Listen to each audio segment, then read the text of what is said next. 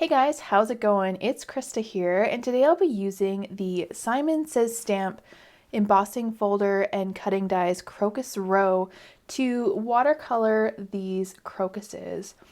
And I have a 2.5 inch by 6 inch piece of Strathmore cold pressed watercolor paper.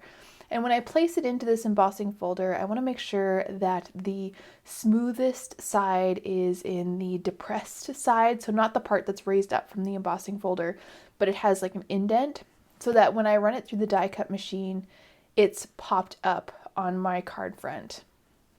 And having that smooth side facing up, it'll make everything easier to blend. And I'm using a number 4 round brush. This is from the Zen Royal Langnickel line. And I'm making sure to deposit that thin consistency of pigment over the entire foreground of my card. And I'm even going over the leaves of the crocuses that have been raised up from the embossing folder. I found this was the easiest way to eliminate all the white spaces in between the leaves of the crocus. And using that same number 4 round brush, I want to add a wash of color to the sky. And I'm trying to keep my brush strokes in the same direction, but there are occasions where I have to use a different direction to my brush strokes, and that's okay because I'm going to blend it out later. And I find that this cardstock, well, this watercolor paper is really forgiving when it comes to blending. And I did try this technique with a different type of paper. It was a 98-pound mixed media paper. And I found that these watercolor paints didn't blend as easily, and it was also more prone to tearing. And additionally, the colors looked a little bit different just because it was on a different paper. And as I add the blue color to the skyline, I'm trying to avoid the crocuses, the flower itself, but I do paint over the leaves a little bit where it gets a little bit too crowded. And moving on to the crocus itself, I'm coming in with a really thin consistency of that violet color, and I'm depositing the pigment near the stem and on the base of the flower, and then blending it up to the top of the flower, so there's more pigment near the base of the flower and it's less as it moves towards the top. I did color a little bit over the raised up edge of the crocus, and a little bit of that pigment did bleed off of the crocus. So to pick that up, I'm coming in with a dry and clean brush and just wiping that off on a towel off screen. I find that it works better than a paper towel. I have more control of where I pick up that pigment. And as I paint the card front, I'm making sure that I'm not painting close to a wet area. So I'll paint one section and let it dry. And if I need to come back and do touch-ups, I'll come back and do so when it's dry. And for the leaves of the crocus, I'm using a 20/0 brush. It's a really thin liner brush. And I'm coming in with that thick consistency of that olive green and just painting on top of the ridges of each of the leaves. And even though I've painted with blue over those leaves or green over those leaves, it's a thick enough consistency that the color doesn't show from underneath. I did find though, if I painted purple over the blue for the sky or vice versa, they still showed, whereas when I come in with this olive green, it covers up whatever's underneath.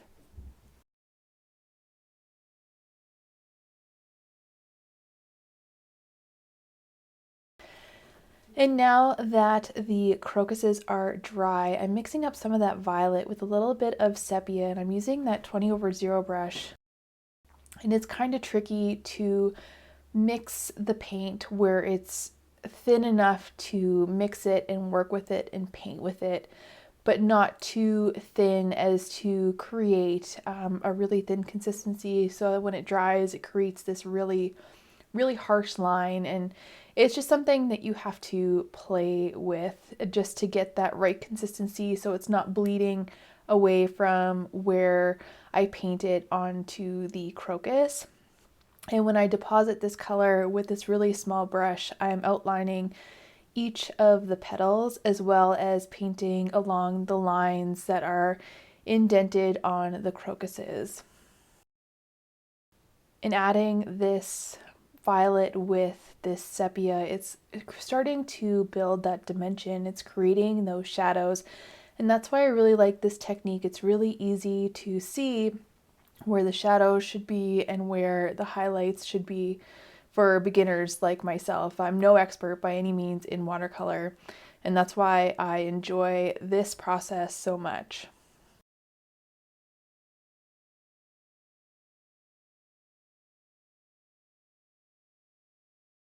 So I found it was easier to turn this upside down just to finish some of those lines so I wasn't dragging my hand through that kind of wet green, but also so I could come back in with that number 4 round brush and add that sepia and that violet mixture to the stem of the flower, but also to the base of it, just to add a little bit more shadow. And just as before, as I deposit that pigment, I'm placing it on the stem and on the base, and I'm blending it out towards the edges, out to the top of those petals.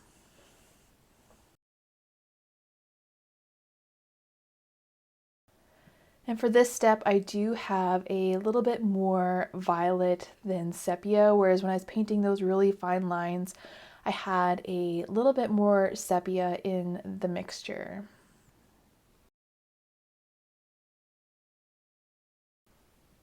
And I decided to go back to that really small 20/0 brush and just outline some of the petals. And I chose to outline some of the petals on the left side, so I'm not outlining all the petals.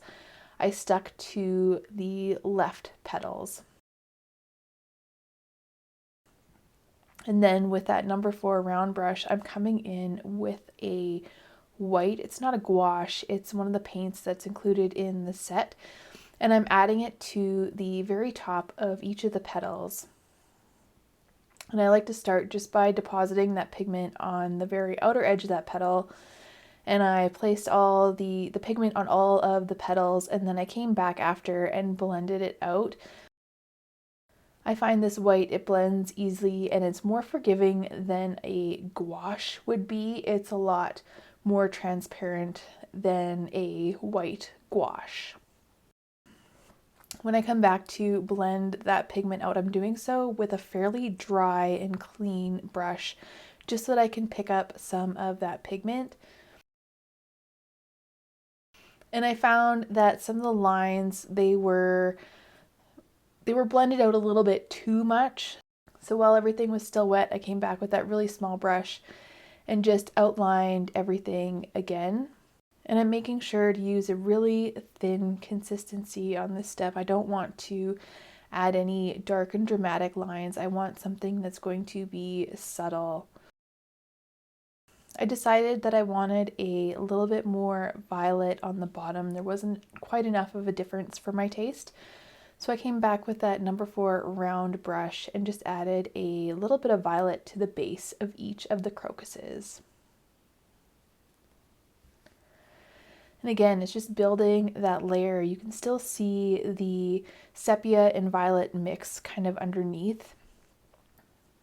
But I found coming in with the violet just made the colors a little bit more vibrant. And once I had all that pigment deposited, I came back with a clean and damp brush and just smoothed out those edges a little bit. And just to add a little bit more of a highlight in a few key places, I came back in with that white, and I came back in with that white on a number 4 round brush. For the sentiment, I knew that I wanted a gold, and I really wanted a really subtle gold finish to that sentiment, and to create that I used my Fine Tech pearlescent watercolor paints and just painted that onto a piece of scrap cardstock. And I did place one layer down, I let it dry, and added another layer of color. And while that's drying, I took my card front and I lined it up in that embossing folder again and ran it through the die cut machine one more time.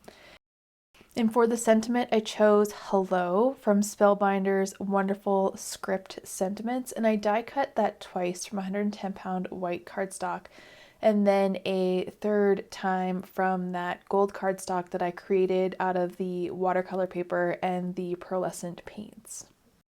I adhered those together with some Tombow liquid adhesive. And then I added that sentiment to my card front again with that liquid adhesive. I wanted to pop that card front up one because the paper was a little bit warped, but I think that watercolor pieces always look amazing when they're popped up a little bit, so I used some of that foam tape.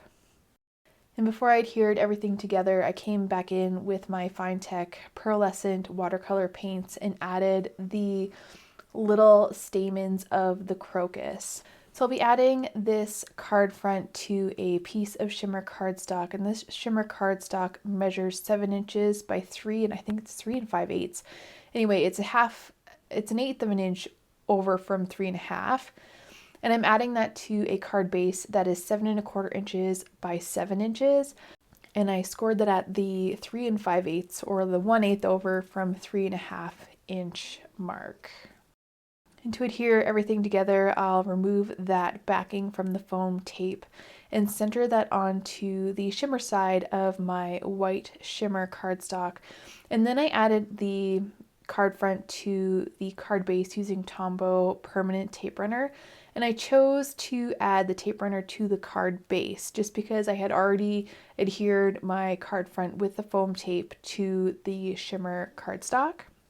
And then just to finish that up, I'm going to add some embellishments, and this is from my favorite embellishment mix. This calls for confetti.